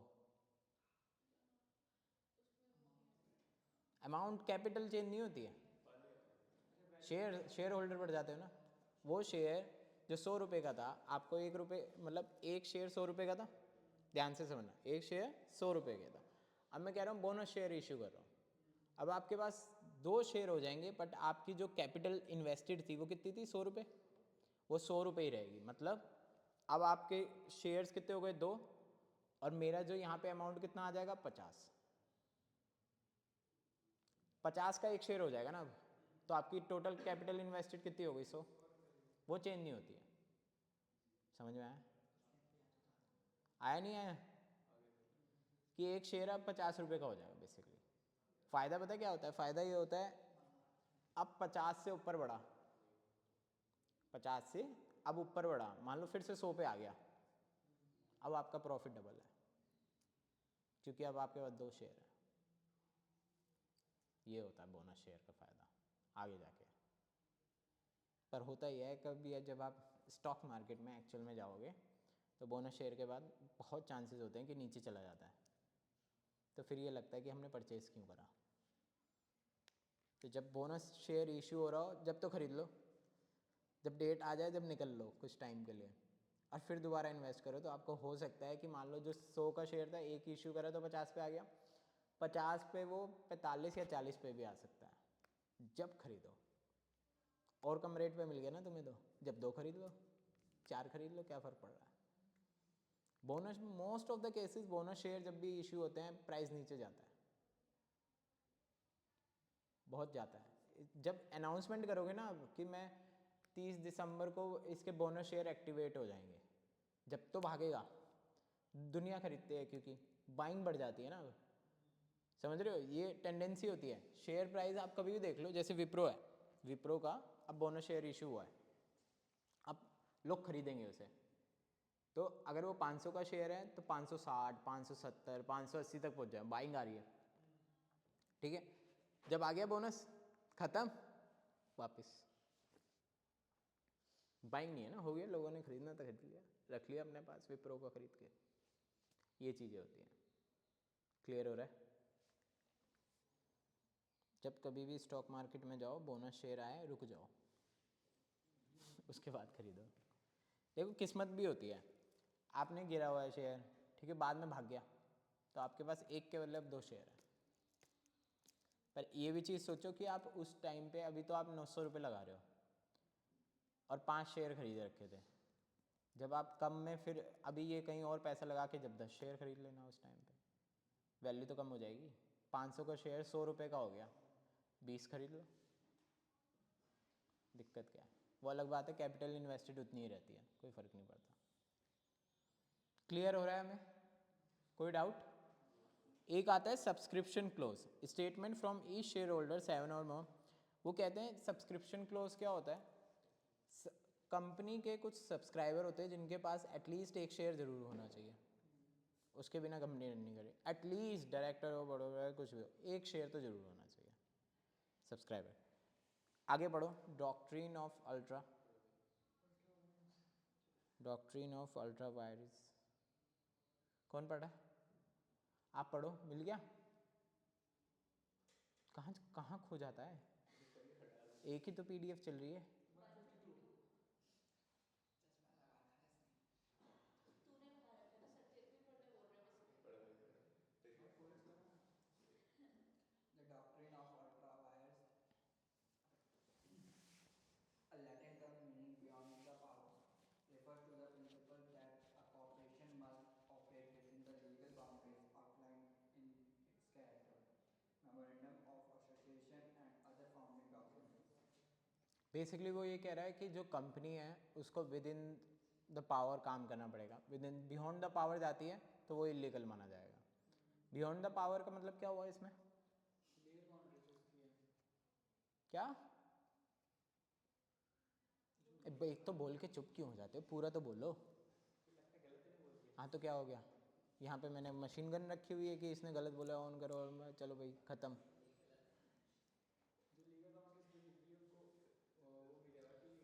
जो बेसिकली आपके ऑब्जेक्टिव्स हैं, जिसको आपको अथॉरिटी मिली हुई है काम करने के लिए, मेमोरेंडम ऑफ एसोसिएशन है जिसमें आपके ऑब्जेक्ट डिफाइन है, आप उनके बियॉन्ड नहीं जा सकते हैं। मतलब कि अगर अगर कोई कंपनी जो कि ऑलरेडी किसी एक इंडस्ट्री में काम कर रही है, अगर उसको दूसरी इंडस्ट्री में जाना तो उसका रजिस्ट्रेशन पहले कराना पड़ेगा, उसके बाद जा सकती है। रजिस्ट्रेशन ही, उसे अपना मेमोरेंडम ऑफ एसोसिएशन में काम चेंज करना पड़ेगा, ऑब्जेक्ट लिखना पड़ेगा कि now we are doing this, we are expanding. वो भी काम कर रहे हो, नाउ यू आर एक्सपेंडिंग, उसमें मेंशन होगा पहले, उसके बाद आपका स्टार्ट होगा। जो आप कहते हो ना कि अब ये कंपनी इस उसमें फील्ड में आने जा रही है, तो वो ऐसे ही नहीं आ जाती, समझ रहे हो? जैसे आदित्य बिरला ग्रुप अब ज्वेलरी में आने की सोच रहा है, आदित्य बिरला ग्रुप हर जगह है, जरूरी थोड़ी है, पैसा है, नया ब्रांड खोल देंगे। पैसा भले, लेकिन ब्रांड बनने के बाद इसकी वैल्यू भी बनानी पड़ेगी। बन जाती है बेटा, आदित्य बिरला ग्रुप की ऑलरेडी बहुत वैल्यू है, वो सीमेंट में जब से आया है बाकी कंपनियों की थोड़ी सी शेयर नीचे आ गया है, एशियन पेंट्स और उसके। कुछ भी करें वो, क्लियर हो रहा है, हमें चीज़ें क्लियर है। अप्लाइंग, अच्छा एक इसमें नीचे है आपका applying to the registrar of the company, ये जस्ट रीड कर जाना कैसे आपको रीड अप्लाई करना होता है, क्या क्या चीज़ें चाहिए होती हैं अप्लाई करने के लिए।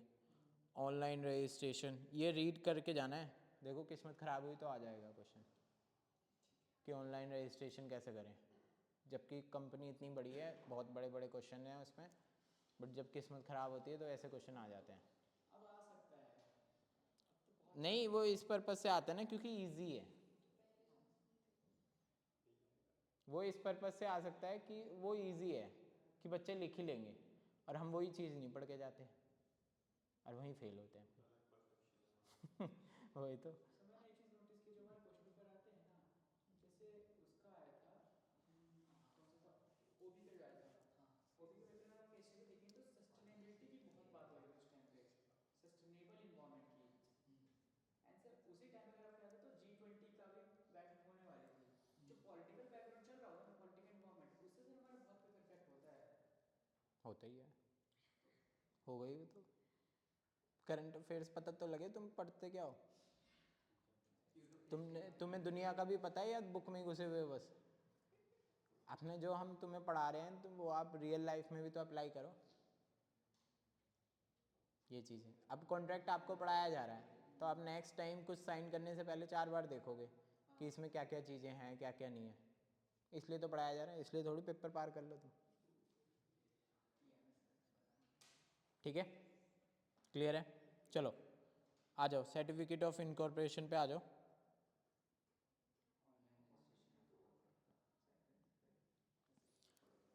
चलो पढ़ो जल्दी जल्दी पढ़ो, ख़त्म करनी है। हाँ पढ़ो पढ़ो पढ़ो। The certificate of the incorporation, a vital legal document in the company formation process, confirms the number under which the company is registered as per the Companies Act and the date of the incorporation. It is issued by the registrar of the company of companies in the prescribed format once all necessary documents and data required by the Companies Act have been submitted. ठीक है, basically certificate of incorporation क्या है, जब आपका नाम registered of the company के द्वारा जब आपने सारे डॉक्यूमेंट दे दिए हैं, सबमिट हो चुका है, चीज़ें हो चुकी हैं, तो आपको एक सर्टिफिकेट ऑफ इनकॉर्पोरेशन दिया जाएगा जिससे प्रूव होगा कि नाउ यू आर एग्जिस्ट आपकी एग्जिस्टेंस में आ गई है कंपनी। अब आप कंपनी के नाम पे डील कर सकते हैं, चीज़ें कॉन्ट्रैक्ट में आना हो, कुछ भी काम करना हो, आप कंपनी के नाम पे कर सकते हैं। जो बेसिकली अगर आप पॉइंट्स पढ़ोगे, the effects of certificate of incorporation includes Indication of the company's formation date, ठीक है, उसमें डेट मेंशन होगी ये कंपनी कब फॉर्म हुई है, granting the company's legal personality. Clear है? अब आपको एग्जिस्टेंस मिल गया है, जैसे आपका बर्थ सर्टिफिकेट है जिसमें पता है कि आप कब पैदा हुए, इस डेट के बाद आपकी एग्जिस्टेंस है, वैसे ही कंपनी का बर्थ सर्टिफिकेट होता है इनकॉर्पोरेशन कि इसके बाद इसकी एग्जिस्टेंस है, जो भी इसने स्टेप्स उठाए होंगे, कॉन्ट्रैक्ट उठाए होंगे, इस डेट के बाद उठाए होंगे। नेक्स्ट ये क्लियर है, ये उसी से ही है। नेक्स्ट आ जाता है memorandum and article of association. Clear हो रहा है? सर्टिफिकेट ऑफ इनकॉर्पोरेशन डॉक्यूमेंट का क्या मतलब है कि अब आपकी एग्जिस्टेंस की वैल्यू है। अब आप कॉन्ट्रैक्ट में आओ, कुछ भी करो, नाउ चॉइस इज़ योर्स। अपना जो भी आपने क्लोज में मेंशन करे थे नेम एमओए में, वो अब आप प्रोसीड कर सकते हो उनके साथ। क्या हम क्लियर है? वैलिडिटी, एक मिनट, ठीक है, इसे डिलीट कर देना, कुछ भी नहीं। अच्छा ही पढ़ो, कमेंसमेंट ऑफ बिजनेस। हाँ, For companies incorporated after the Companies Amendment Act 2019 and having share capital, specific procedural requirements must be met before commencing activity or basically वो क्या कह रहा है कि जब आपके अभी देखो फ़र्क है, सर्टिफिकेट ऑफ इनकॉर्पोरेशन सिर्फ आपको एग्जिस्टेंस दे रहा है, बर्थ सर्टिफिकेट कि ये कंपनी एग्जिस्टेंस में आ गई है, मार्केट में है, चीज़ें ये चीज़ ये रन करना चाहते हैं। बिजनेस रन होता है जब आपको कमेंसमेंट ऑफ बिजनेस का सर्टिफिकेट मिलता है।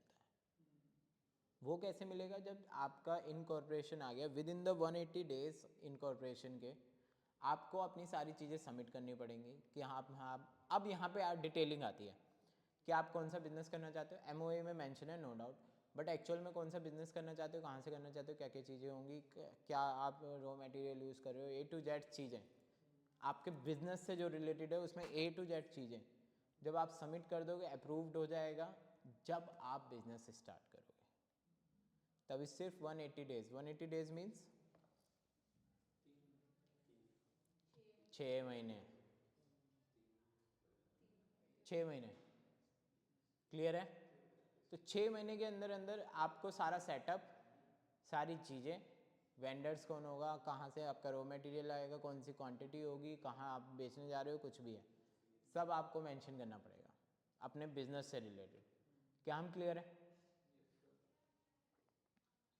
अब आ जाओ, ब्रेक चाहिए 5 मिनट का या कंटिन्यू करें गाइस? जल्दी बताओ, 5 मिनट का ब्रेक ले लेते हैं। ओ तेरी 11 बज गए, 5 मिनट का ब्रेक लेके थोड़ा सा ख़त्म करते हैं, ये बहुत ज़रूरी चीज़ है।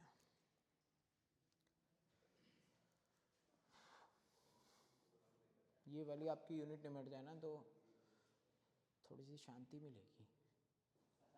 ये वाला चैप्टर बेसिकली सबसे बड़ा चैप्टर है ये आपके, उसमें 50 पेजेस का चैप्टर है ये और सबसे ज़्यादा नंबर का है। उसका मैसेज आता है कि हमारा वो आने वाला है। कहता रहा हूँ कल या परसों में होगी, कल ही है।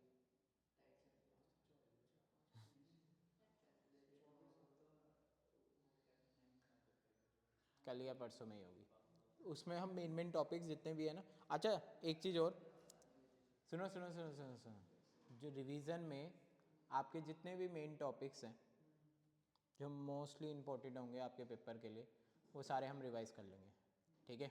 पॉइंट्स पॉइंट्स पढ़ते चले जाएंगे, सारी चीज़ें रिवाइज हो जाएंगी, ठीक है? और जो टॉपिक रह जाएंगे हमारे वो उसमें कवर अप कर लेंगे। पढ़ ही लें, ख़त्म करते हैं, ठीक है? उसके बाद 12 बजे मिलेंगे। चलो आर्टिकल ऑफ एसोसिएशन पे आ जाओ। एमओए में क्या था? एमओए में क्या था? सारी डिटेल्स आपकी जो मेन डिटेल्स हैं वो आपका एमओए में है, जो बेसिकली आउटसाइडर्स को ज़रूरत होंगी डेफिनेटली ना, जो आपके क्रेडिटर्स होंगे, जो आपके डेटर्स होंगे, जो आपके मैं कह रहा हूँ शेयर होल्डर्स होंगे, इन्वेस्टर्स होंगे, उसको एमओए से ज़्यादा मतलब है या एओए से? एमओए से, ठीक है? एओ में आपकी सारे इंटरनल्स मीटिंग्स के बारे में, इंटरनल रूल्स एंड रेगुलेशन के बारे में, मैनेजमेंट के बारे में, पॉलिसीज़ के बारे में होगा।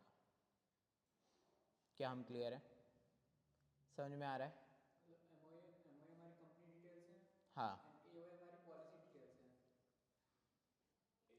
MOA your company details, AOA is your companies policies और सारी चीज़ें इंटरनल चीज़ें।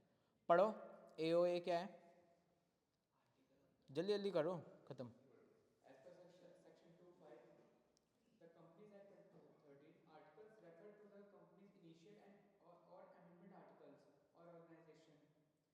इस पे आ जाओ, इसके नेक्स्ट पैराग्राफ पे जो आर्टिकल ऑफ एसोसिएशन आउटलाइंस।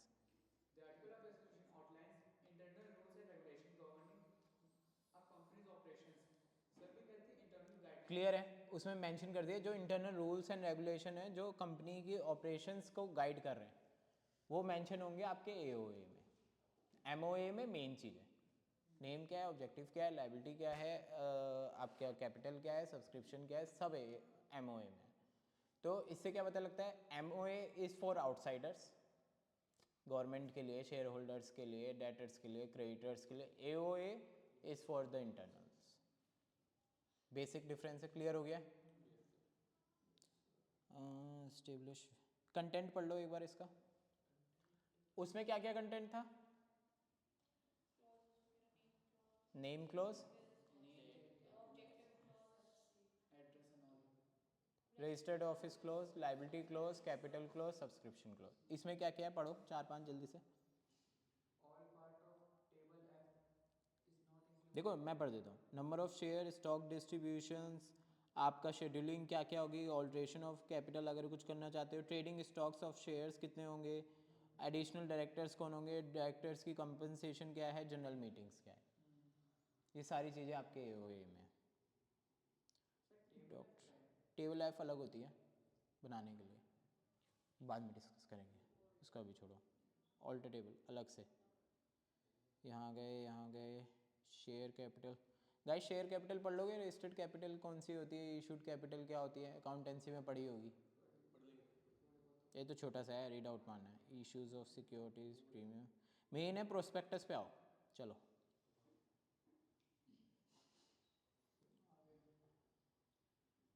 आ गए तो पढ़ना शुरू करो। According to section 270 of Companies Act 2013, a prospectus is any document that invite public to subscribe purchase securities of a company. To qualify prospectus, a document must meet certain criteria. A must be an invitation to the public made by or on behalf of company solid soliciting subscription or purchase.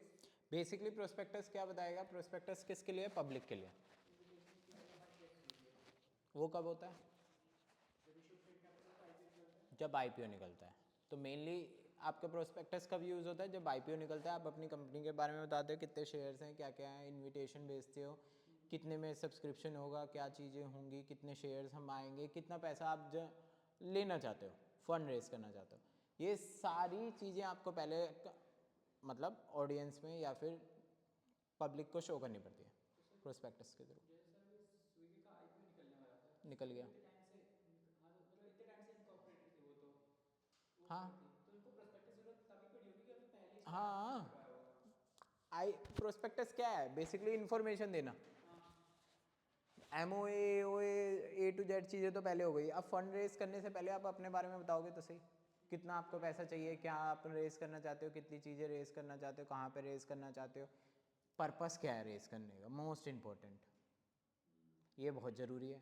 आपने बोला मैं 6,000 crore raise करना चाहता हूँ, भाई क्यों जी, expansion के लिए। वो ज़्यादा इम्पैक्ट करता है। एक चीज़ याद रखना, शेयर होल्डर्स को अट्रैक्ट करने में सबसे ज़्यादा होता है कि जो आप ये पैसा रेस कर रहे हो वो लगेगा कहाँ, ये चीज़ ध्यान रखना। क्या हम क्लियर हो रहे हैं?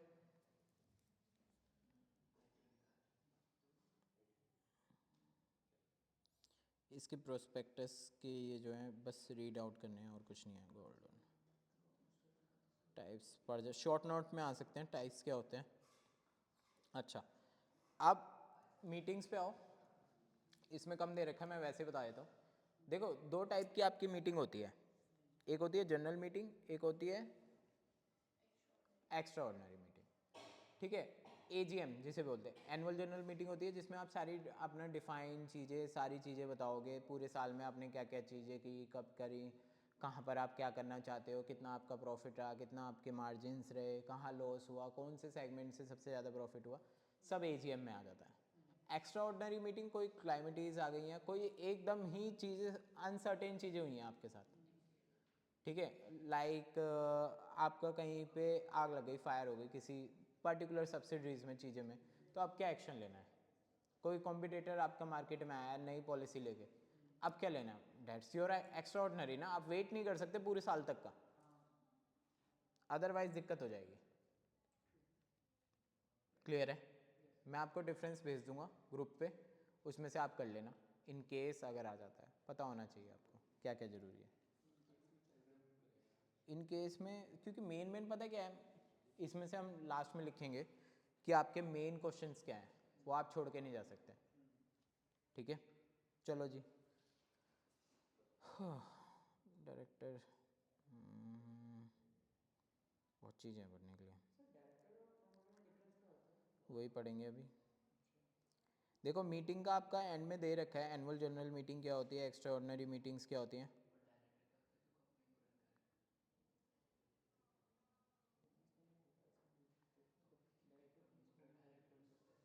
चलो ये ख़त्म करना है, आओ एक बार मीटिंग रीड आउट करते हैं सारी। नीचे देखो, नीचे मीटिंग्स का एक वो दे रखा है, मिल गया? मिला? चलो एक एक करके, मेंबर्स मीटिंग छोड़ो, एजीएम पे आओ सीधा। मेंबर्स मीटिंग मेंबर्स की जो मीटिंग होगी, और कुछ नहीं है इसमें। एजीएम पढ़ो तेजी से। एजीएम, हाँ वो बोर्ड ऑफ डायरेक्टर जो भी मेंबर्स हैं उनकी मीटिंग हो रही है, सिंपल मीटिंग है। मेन है इसमें एजीएम और आपका एक्स्ट्रा ऑर्डिनरी मीटिंग। एजीएम पढ़ो। The company's annual general meetings or AGM is an important event where members can discuss company's activities. According to section 96, all the companies except sole proprietorship must hold an AGM each year. Per Secretarial Standard 2 SS2, the board must call or approve the calling of an AGM to discuss regular business matters. कोई भी regular आपकी activities क्या हो रही है पूरे साल में, क्या क्या चीज़ें हुई, वो सारी चीज़ें आपको डिस्कस करने के लिए एजीएम बुलानी पड़ती है, एनुअल जनरल मीटिंग। अब इसके होल्डिंग्स क्या है या फिर इसकी एसेंशियल्स क्या क्या हैं, पढ़ो। There should be one AGM every calendar year. Her calendar year में आपकी एक एजीएम जरूर होनी चाहिए, वो कब करते हो that's your choice. Next. The company's first AGM shall take place 9 months later the financial fiscal year ends. चलो As a चलो। result, the firm will not need any AGM. Will take place 9 months after the first physical year end, पहला year एक साल खत्म हुआ उसके 9 महीने के बाद आपको एजीएम लेनी ही पड़ेगी हर हाल में। पहला आपकी कंपनी स्टेब्लिश हुई है, चीज़ें हुई हैं, फर्स्ट फिजिकल ईयर कंप्लीट हुआ, एजीएम मींस पूरे एनुअल जनरल मीटिंग, उसके 9 महीने के अंदर अंदर आपको एक एजीएम कंडक्ट करनी पड़ेगी हर हालत में। सर इन केस अगर कोई कंपनी जो कि जनवरी में रजिस्टर्ड हुई है तो हाँ, मार्च आते के साथ उसका फर्स्ट फिजिकल ईयर खत्म हो गया। पूरा कैलेंडर ईयर ख़त्म करना पड़ेगा उसके बाद। फिजिकल ईयर बोला फिजिकल हाँ, ईयर हमारा 31 मार्च खत्म हो गया। तो उसे कंडक्ट करनी पड़ेगी, जो भी आप जितनी भी एक्ट उसमें चाहे छोटी होगी, उसमें क्या क्या चीज़ें होंगी वो बता दो, नेक्स्ट जो आएगा उसमें पूरी डिटेल्स आ जाएंगी। क्योंकि इसका जो नेक्स्ट पॉइंट है वो कहता है कि फिर नेट उसका जो ओवर है फिजिकल ईयर बन जाएगा ना। हाँ, जैसे 2024-25 था, 24-25 था, तो जो जनवरी 24 में रजिस्टर हुई कंपनी वो मार्च 25 के बाद पर उसका कैलेंडर ईयर तो 31 मार्च से ही वो स्टार्ट करेगी ना, अगर इंडिया में है हाँ तो उसका जो मेन चीज़ें स्टार्ट होगी वो 1 अप्रैल से लेकर 31 मार्च नेक्स्ट तक स्टार्ट होगी, उसकी जो भी मीटिंग होगी उसे वो 9 महीने के अंदर अंदर कंप्लीट करनी है उसके बाद। सितंबर में लेनी पड़ेगी मीटिंग नहीं सितंबर नहीं दिसंबर में जब भी लेनी पड़े। ठीक है, नेक्स्ट पढ़ो। The company's next AGM must take place no longer than 6 months after the relevant fiscal year ends. Next annual general meeting जो होगी नेक्स्ट अगली वाली 6 महीने का ही, 6 महीने से ज़्यादा का गैप नहीं हो सकता। मतलब कि सितंबर नेक्स्ट, कैलकुलेशन करने मत बैठो, वहाँ नहीं पूछ रहा कोई। फिजिकल ईयर एंड होता है हमारा 31 सितंबर। 15 महीने से ज़्यादा का इंटरवल नहीं होना चाहिए दो जनरल मीटिंग के बीच में, नहीं तो फ़ायदा क्या है एनुअल जनरल मीटिंग का। टाइम ही नहीं दिया। वही तो। एक्स्ट्रा ऑर्डिनरी पढ़ो चलो। Extraordinary meeting, section 100. Century. A company member must approve or consent the plethora of items pertaining to its business general meetings. Okay. Basically extra ordinary general meetings आपके उसके लिए आएंगी, कोई अनसर्टेन इवेंट्स बहुत जल्दी आ जाए और आपको मीटिंग कंडक्ट करनी पड़ रही है एकदम ही तभी के तभी, कोई आपकी सर जैसे उसमें एजीएम में दे रखा है there must be a more than 15 month interval between two annual general meetings. Sir इसमें फिर अगर कोई सितंबर में कंडक्ट करता है मीटिंग तो उसको तो नेक्स्ट सितंबर तक दूसरी मीटिंग कंडक्ट करनी ही पड़ेगी, तो दोनों के बीच में 15 मंथ्स का गैप कैसे हो गया? टाइम दिया ही नहीं तो तुम्हें बट इसमें रखा है कि 15 मंथ्स का पीरियड होना, 15 मंथ से ज़्यादा का पीरियड होना चाहिए था। इसमें नोट होगा शायद, नॉट मोर देन 15 मंथ्स होना चाहिए, मस्ट बी मोर इतना टाइम नहीं हो सकता मेरे ख्याल से। सर नॉट मोर देन के हिसाब से पढ़ा था मैंने भी। वही मैं कह रहा हूँ, 15 महीने तो बहुत ज़्यादा हो जाएंगे। 15 महीने से 1 साल से ज़्यादा टाइम हो गया। 1.5 साल निकल जाएगा almost. Extra ordinary meeting clear है, सिंपल जो एक्स्ट्रा ऑर्डनरी इवेंट्स के लिए आप कंडक्ट करोगे। ये ट्रिब्यूनल्स ट्रिब्यूनल्स कुछ नहीं करने हमें। ओह आपके 2 टॉपिक रह गए, डायरेक्टर कौन होते हैं और वाइंडिंग अप कैसे होती है। हाँ फिर आपकी वो कंपनी, फिर मेन पार्ट एक चीज़ याद रखना, जब भी आप करोगे एक तो आपका पहली यूनिट और आपका कंपनीज सबसे पहले आप ख़त्म करोगे पेपर की तैयारी के लिए, क्योंकि उसके बाद आपके छोटे छोटे चैप्टर्स हैं, वो बहुत जल्दी आप खुद से भी चीज़ें लिख सकते हो और वैसे भी कर सकते हो, एक बार पढ़ोगे तब भी हो जाए। जैसे हमने कंज्यूमर एक्ट पढ़ा है, कुछ ऐसा एक्स्ट्रा ऑर्डिनरी नहीं है, बस एक बार आपको रीड मारना है। सेल्स ऑफ गुड्स एक्ट पढ़ा है, उसमें थोड़ी सी चीज़ें रही हैं वो भी ख़त्म करेंगे, उसमें भी ऐसा एज सच कुछ नहीं है। राइट टू इन्फॉर्मेशन पढ़ेंगे, वो भी आप रीड आउट करोगे। मेन जो आपके हैं, एक तो फर्स्ट यूनिट पूरे के पूरे special contract act, Indian contract act, और तीसरे पे आप आओगे सीधा उस पर companies act and LLP। 2 unit पहले ये ख़त्म करोगे, उसके बाद बाकी दोनों यूनिट पे जाओगे, बस ये चीज़ ध्यान रख लेना। तो पहले कंपनी पहले LLP करें। कुछ भी कंपनीज सबसे पहले फर्स्ट यूनिट कंप्लीट करो, देन 3rd यूनिट खत्म करो, फिर 2nd या 4th जो भी आपका मन करे, दोनों ईजी है। मार्क्स का वेटेज ज़्यादा होता है किसका? सोगा, सेल्स ऑफ गुड्स एक्ट। मैं वही तो कह रहा हूँ कि पहले आपको पहले इन दोनों का वेटेज बहुत ज़्यादा होगा, 110%, हो सकता है 30-30 भी हो फर्स्ट और 3rd यूनिट का, बड़े आराम से। 25 तो मान के चलो, 25 तो बड़े आराम से, 50 तो यहीं पर है पूरा का पूरा। अब 50 में से बच गए 40, 90 मार्क्स का पेपर होता है, 40 बच गए, 20 बाकी दोनों के। कम भी हो सकता है, 15 मार्क्स के भी हो सकते हैं दोनों, बड़ी बात नहीं है। तो अगर आप कंपनीज की पूरी वो 3rd यूनिट कर जाते हो और ऊपर कॉन्ट्रैक्ट एक्ट की कर जाते हो, आपका काम खत्म हो जाएगा ऑलमोस्ट। 50% से तो ऊपर पड़ गए ना आप, और बाकी चीज़ें उसमें कुछ ऐसी हैं नहीं जो आप लिख नहीं सकते। मैं पूछूँ राइट ऑफ कंज्यूमर क्या है, बच्चे को पता है राइट ऑफ कंज्यूमर क्या है, आप लिख लोगे, ठीक है ना। तो ये चीज़ें जो हमें पता है, sales of goods act, seller के क्या क्या राइट्स हो सकते हैं, बायर्स के क्या क्या राइट हो सकते हैं, आप खुद से सोचोगे तो भी लिख सकते हो, बट डायरेक्टर्स के नहीं लिख पाओगे, या सर्टिफिकेट ऑफ इनकॉर्पोरेशन के नहीं लिख पाओगे चीज़ें। अगर इसमें आ जाए, जैसे हमने पढ़ा है डॉक्ट्रिन ऑफ अल्ट्रा वायरस, आपने नहीं पढ़ रखा होगा और ईजी चीज़ थी, आप लिख ही नहीं पाओगे। आपने जो मेंशन किया है उसके अलावा और कुछ करना नहीं है। मतलब ऐसा कुछ नहीं बोला मैंने, सब कुछ करना है, मतलब कि जब तक आप सबसे पहले वो करना है, सबसे पहले फर्स्ट और 3rd यूनिट पिक करनी है, उसके बाद 2nd और 4th यूनिट पिक करनी है। क्या हम क्लियर है? Do we have time? या डायरेक्टर्स ख़त्म करते हैं।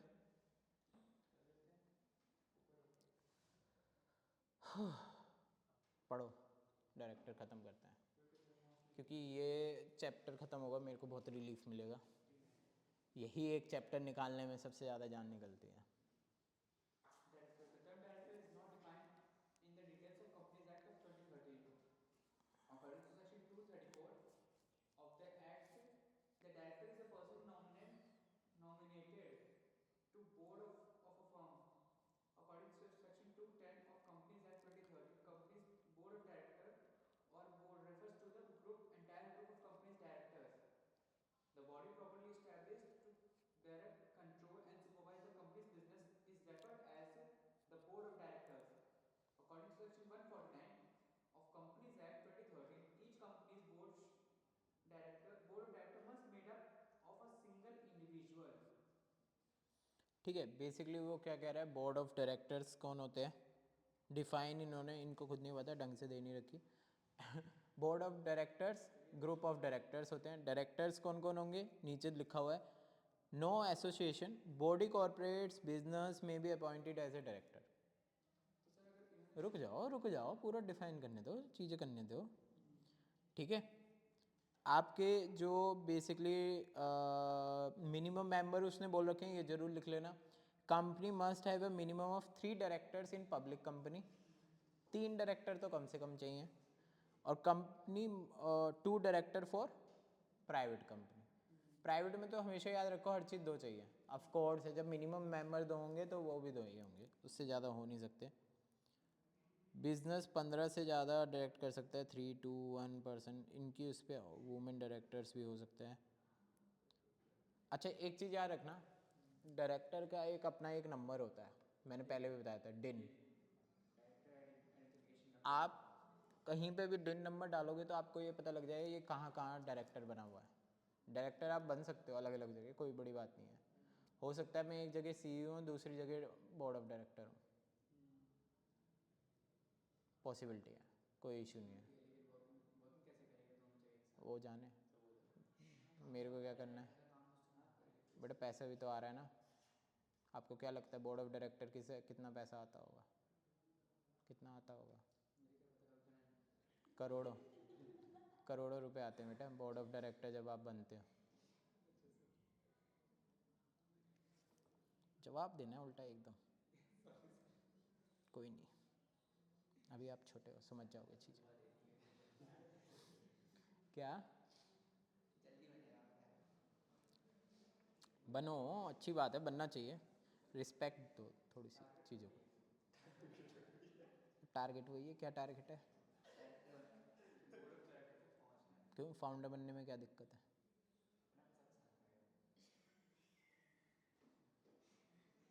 तो जॉब करते करते करते करते डायरेक्टर बनोगे, जिसके जो मना है करो, सिलेबस ख़त्म करने दो बस मुझे, तुम्हारा कुछ भी मना है। डिन नंबर ये जो स्ट्रीट का आउट करने के लिए। अच्छा ड्यूटीज़ पे आते हैं, चलो ड्यूटीज़ पूछो। ड्यूटीज़ से क्लियर होगा, ड्यूटीज़ पढ़ रहे हैं अभी, ड्यूटीज़ पढ़ो। वो नहीं कह रहा मैं, कंपनीज एक्ट में ना इन्होंने कोई स्पेसिफिक टर्म नहीं दिया डायरेक्टर के, कोई डेफिनेशन दिया। सेक्शन के अकॉर्डिंग इन्होंने सिंपल बता दिया, डायरेक्टर भाई ये होता है, बोर्ड ऑफ डायरेक्टर ये होते हैं, ग्रुप ऑफ डायरेक्टर जब आ जाएंगे। कंपनीज़ में, प्राइवेट कंपनी में आप इतने रखोगे, पब्लिक कंपनी में ये रखोगे। डायरेक्टर्स क्या होंगे, जो डायरेक्शन या फिर एडवाइस देने के लिए बैठे हुए हैं, आपको ये चीज़ें करनी है। कैपिटल भी इन्वेस्टमेंट कर रहे होंगे, सारी चीज़ें कर रहे होंगे, शेयर होल्डर्स भी हो सकते हैं, कुछ भी हो सकते हैं। वो मेन काम क्या है, ड्यूटीज़ पढ़ो उनकी। तो हम ये मैं ये कहते हैं जो ड्यूटीज दी हैं उन्हीं के थ्रू उनकी वो बना दे डेफिनेशन नीचे। डेफिनेशन मिल जाएगी आपकी, कहीं पे भी आप डालोगे। According to Section 166 of Company Act 2013, directors have the following responsibilities: must act in accordance of company's articles. ठीक है, कंपनीज के जो आर्टिकल्स हैं, पॉलिसीज़, रूल्स, रेगुलेशन, चीज़ें मिल रही, नीड टू बिहेव ऑनेस्टली। अच्छा एक डायरेक्टर से या किसी की भी मैं बात करूँ, बेसिक चीज़ें क्या क्या होंगी? प्रमोटर हो गए, बोर्ड ऑफ डायरेक्टर हो गए, CEO हो गया, मैनेजर हो गया। बेसिक्स ड्यूटीज़ क्या क्या है जिस जो सब में कॉमन है? Proper functioning ensure करेंगे। नाइस।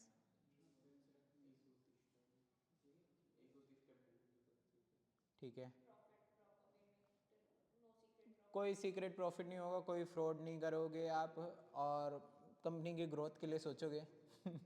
ठीक है, वो अलग। कर सकते हैं ड्यूटीज ऑफ प्रमोटर जो है वो इसमें ला सकते ड्यूटीज तो देखो सबकी सेम है ना, ऑनेस्ट और वो ड्यूटी अलग होगी, आइडिया नहीं आ सकता डायरेक्टर के उसमें।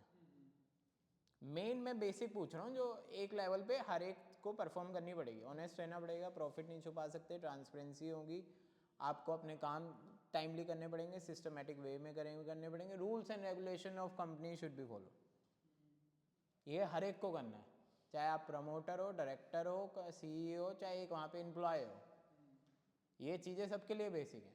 अब यहाँ से ड्यूटियाँ अलग कहाँ होती हैं, उनके काम की वजह से, उनके स्टेट। एक चीज़ याद रखना, आपके स्टेटस की वजह से आपका काम डिफरेंस हो रहा है। आप स्टूडेंट हो, आपका काम क्या है, पढ़ना। मैं टीचर हूँ, मेरा काम क्या है, पढ़ाना। ठीक है, जैसे ही आप एम्प्लॉय हो, आप भी काम कर रहे हो, आपके जो ऊपर वाला है वो भी काम कर रहा होगा, बस उसका काम क्या होगा, सुपरवाइज करना। जो उससे टॉप लेवल पे फाउंडर या प्रमोटर डायरेक्टर, उनका काम क्या है, पॉलिसीज देखना। वो काम थोड़ी कर रहे होंगे कि ये वाली चीज़ मैं सॉल्व करूँगा, ये चीज़ मैं क्रिएट करूँगा, वो काम नहीं करते। उस टाइम पे आपको गाइड करना होता है। जब आप उस लेवल पे पहुंच जाते हो ना, स्ट्रेटेजिक लेवल पे, रिस्पॉन्सिबिलिटी और लेवल की होती है, क्योंकि पूरी कंपनी आपके डिसीजन पे डिपेंड करती है। आपने कहा प्रपोजल आया, मर्ज करना है, मर्ज करोगे नहीं करोगे, डेट्स योर चॉइस, और उससे पूरा का पूरा कंपनी आप पे डिपेंड करती है, कंपनी का फ्यूचर। आपने बोल दिया मर्ज करेंगे, एक्वायर करेंगे, बट एक्वायर करने के बाद आप लॉस में गए, now you are the responsible. That's a big thing. पूरी कंपनी को, आप पता है एक चीज़ होती है, कंपनी डूबती है तो इसका मतलब ये नहीं है वही डूब रही है, कितनी फैमिलीज डिस्ट्रॉय हो रही हैं वो भी होता है। जब आप एक बिजनेसमैन बन जाते हो ना, तो एक आपकी अलग साइट हो जाती है।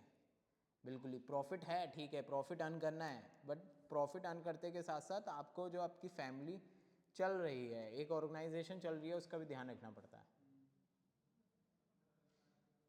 जो लोग आपके साथ इतने सालों से हैं, अगर वो छोड़ के चले जाएं तो आपकी कंपनी थोड़ी रन होगी। एक चीज़ हमेशा याद रखना, कंपनी अकेले रन हो ही नहीं सकती, नेवर नेवर। उसके एम्प्लॉयज़ उसके पार्ट होते हैं, उनके जो पार्टनर्स होते हैं वो उनके पार्ट होते हैं। कोई भी एक छोड़ के जाता है, इम्पैक्ट पड़ता है 110%। क्या हम क्लियर हो रहे हैं? स्टे कॉन्फ्लिक्ट नीड टू, ठीक है, रीड आउट कर जाना साइड ड्यूटीज़। क्या हम क्लियर है? कोई डाउट? वाइंडिंग अप थोड़ी देर में पढ़ेंगे 12 बजे की उसमें, और बाकी के कोशिश करेंगे जितना हो पाएगा ख़त्म करेंगे। हमारा लास्ट यूनिट रह गई है ना अब? नहीं नहीं, एक second unit negotiate, sales of goods act का थोड़ा सा बचा है, और नेगोशिएबल इंस्ट्रूमेंट ख़त्म करेंगे आज, जिसमें आपके चेक्स हैं, बिल्स ऑफ एक्सचेंज और प्रोमिसरी नोट है, ये आपने पढ़े भी होंगे, ये जल्दी ख़त्म होंगे।